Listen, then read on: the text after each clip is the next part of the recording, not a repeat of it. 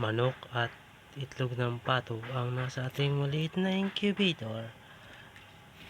Yan ang mga aking bagong pisa. Yung malalaking itlog dyan ay sa pato.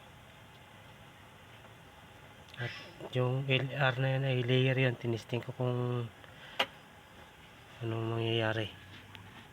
Kaya tayo mag-check ng itlog natin. Tingnan natin kung anong... Hay!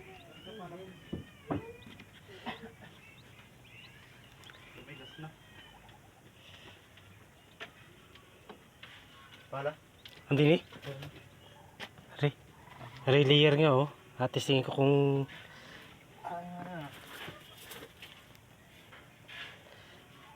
Sama na oh, tiniri oh. Bisa na? Yung sa butas pala. Ayaw nga nun, lulusog. Sabi hindi napipisa. Ayan oh, pisa na.